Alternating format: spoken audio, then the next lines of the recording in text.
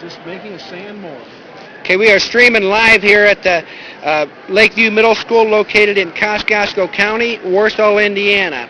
Kosciuszko County is the orthopedic capital of the world, and we are here at the Career Expo sponsored by the Kosciuszko County Chamber. And here we have, what's your name here and what company do you work for? Tom Cobbett with Omnisource from Fort Wayne. We're demonstrating sand casting, which is a mold making process that's used by foundries. There are more foundries in the state of Indiana than anywhere else in the country. There are more steel mills in the state of Indiana than anywhere else in the country. So besides being the orthopedic capital of the world, we are the foundry capital of the United States and the steel capital of the United States. We demonstrate metal casting because all metals at some point in their life start out as liquids and they're poured into a shape. That simple process of taking liquid metal and pouring it into shape is called metal casting. It is one of the most important industrial processes in the world. It started in about 3000 BC, and it's still the 5th or 6th largest business in the country. Most people, though, have never seen it done. This mold is made out of sand. It's completely reusable. We're going to poke a hole in it for the metal to get in, pull the top half off, and this makes half the detail of a gecko. The other half is under the other side.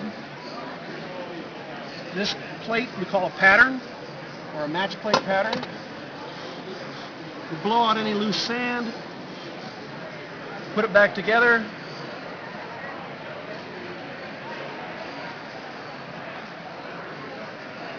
That one looks pretty good.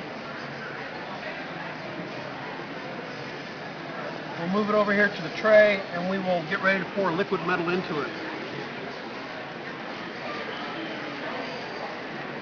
We'll put a weight on top because the liquid metal causes the top half of the mold to become buoyant. If we don't do that, it'll rise up and the metal will leak out. Inside of the specially designed microwave oven, we have a special ceramic container. We call it a crucible. This one is special in that it absorbs microwaves. Inside of that, we will put pieces of metal. The crucible heats up and the metal melts like a bar of butter in a crock pot. So you're melting metal in a microwave? Yes, you're not supposed to be able to do that. But through the wonders of science, we can do that. But you can't do it at home because you don't have a microwave that's water cooled and you don't have a specially designed crucible.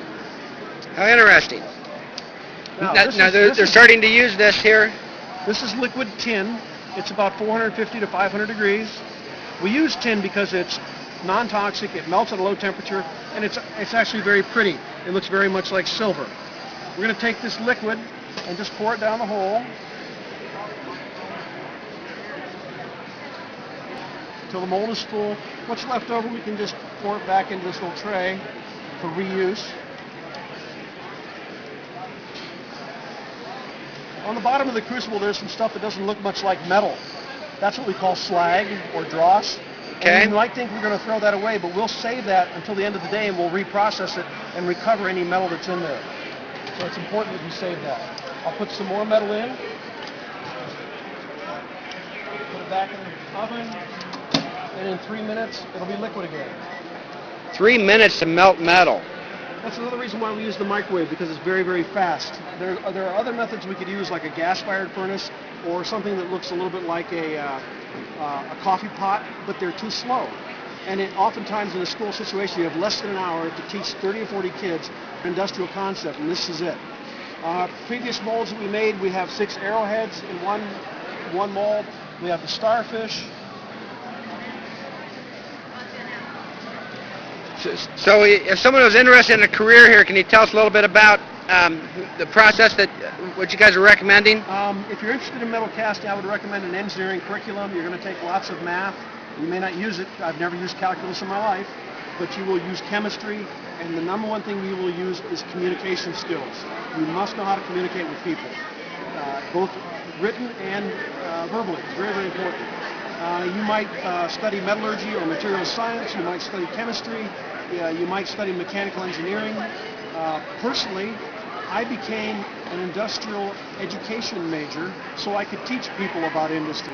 After teaching for less than a year, I went back into industry, made more money, and now I teach people at the college level, and I teach people within our own company about metallurgy and melting of metals. I also have a lot of years of experience doing that. I worked my way through college by working in industry. The day I graduated from college, I didn't owe a penny to anybody.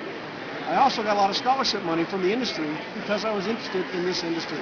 I think I got something on the order of a couple $1,000s every year, which at that time, I'm old, it paid all my tuition. Let's see what our mold looks like now that it's solidified. Look at that. Hey, that's great. We have a beautiful gecko. So we melted this metal in about 3 minutes and poured it. 2 minutes ago, this was liquid. 2 minutes ago, it was liquid. Now it's solid.